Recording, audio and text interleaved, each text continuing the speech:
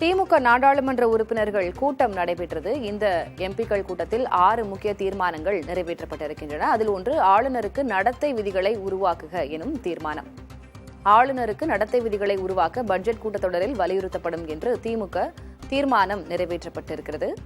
மாநில அரசின் மசோதாக்கள் கோப்புகளில் ஆளுநர் கையெழுத்திட கால நிர்ணயம் செய்ய வேண்டும் என்றும் திமுக தரப்பில் தீர்மானமாக நிறைவேற்றப்பட்டிருக்கிறது.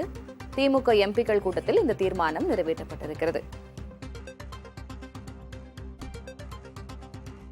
திமுக எம்பிக்கள் கூட்டத்தில் 6 முக்கிய தீர்மானங்கள் நிறைவேற்றப்பட்டிருக்கின்றன. அதில் முதல் தீர்மானம், ஆளுநர் பதவி நீக்கப்படும் வரை அரசியல் மயமாகும் ஆளுநர் பதவியின் கண்ணியத்தை காத்திட ஆளுநர்களுக்கு நடத்தை விதிகள், அதாவது கோட் ஆஃப் கான்டக்ட் உருவாக்கிடவும், மாநில அரசின் கோப்புகள் மசோதாக்களில் ஆளுநர் கையெழுத்திடுவதற்கு கால நிர்ணயம் செய்திடவும் வரும் பட்ஜெட் கூட்டத்தொடரில் திமுக வலியுறுத்தும் என்று தீர்மானம் நிறைவேற்றப்பட்டிருக்கிறது. மேலும் 5 தீர்மானங்களும் இருக்கின்றன. அது குறித்த விவரங்களை வழங்குவதற்காக செய்தியாளர் ரமேஷ் இணைகிறார்.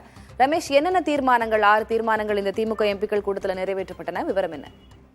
மக்களின் துணையுடன் அரசு ரீதியாகவும் அரசியல் ரீதியாகவும் மத்திய பாஜக அரசை பணிய வைத்து டங்ஸ்டன் கனிம சுரங்க ஏலத்தை ரத்து செய்த முதலமைச்சருக்கு பாராட்டுன்னு ஒரு தீர்மானம் கொண்டு வந்திருக்காங்க. அதே போல உருக்கு இரும்பு தமிழகத்துல 5370 ஆண்டுகளுக்கு முன்பாகவே அறிமுகமாகி உள்ளது என உலகுக்கு அறிவித்த இந்த அரசுடைய சாதனை. அதே போல பிரதமரும் மத்திய அரசும் இதை முன்னெடுக்க வேண்டும் என்று ஒரு தீர்மானம் வலியுறுத்தி இருக்கிறது. கூட்டாட்சி தத்துவம், மாநில கல்வி உரிமை, உயர்கல்வி அனைத்திற்கும் பாதிப்பை ஏற்படுத்தும் பல்கலைக்கழக நிதி நல்கை குழுவின் வரைவு நெறிமுறைகளை திரும்ப பெறணும். அந்த யுஜிசியுடைய டிராப்டை திரும்ப பெறணும்னு சொல்லிட்டு ஒரு ரெசல்யூஷனும் கொண்டு வந்திருக்காங்க.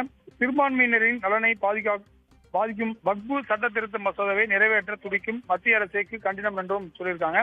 தமிழ்நாடு என்ற வார்த்தையே இல்லாமல் கடந்த நிதிநிலை அறிக்கையை தாக்கல் செய்த மத்திய பாஜக அரசு இந்த முறை தமிழ்நாட்டின் திட்டங்கள், பேரிடருக்கு நிதி ஒதுக்கீடும், மாநிலத்திற்கு முத்திரை திட்டங்கள் மற்றும் புதிய ரயில்வே திட்டங்களையும் அறிவித்திட வேண்டும் எனவும் சொல்லியிருக்காரு.